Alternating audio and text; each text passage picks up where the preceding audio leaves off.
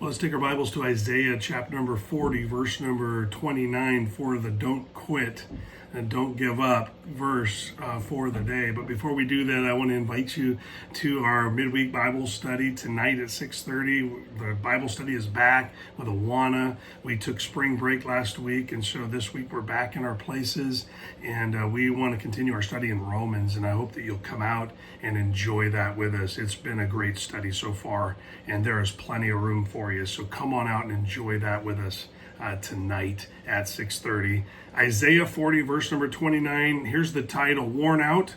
It's a question. God offers you his strength.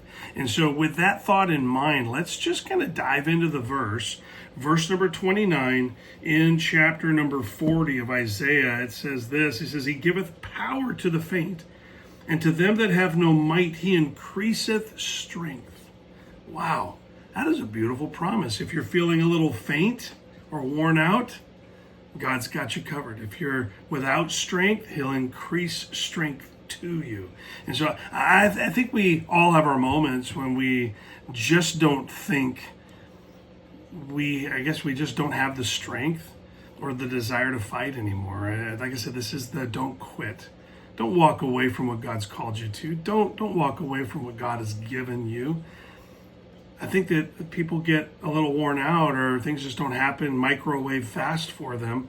And so they quit on the Lord, maybe even on the cusp of the greatness that maybe you thought would come from whatever it is that you have really said, this is what God has for me. Don't give up, don't quit.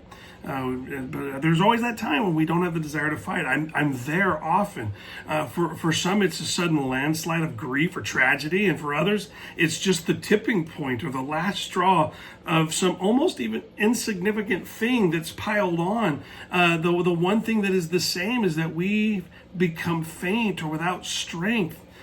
Whatever the reason, God inspired Isaiah to tell us that the creator of the universe never gets tired and he never gets faint and is ready to lend his reserve resources to those who will walk with him faithfully. This isn't just for those with special circumstances. I think oftentimes we think, well, my troubles aren't that bad, so I won't even bother asking. God is ready to lend strength to those to those weary in well-doing or even in his work, just as much as for those who are carrying tremendous burdens.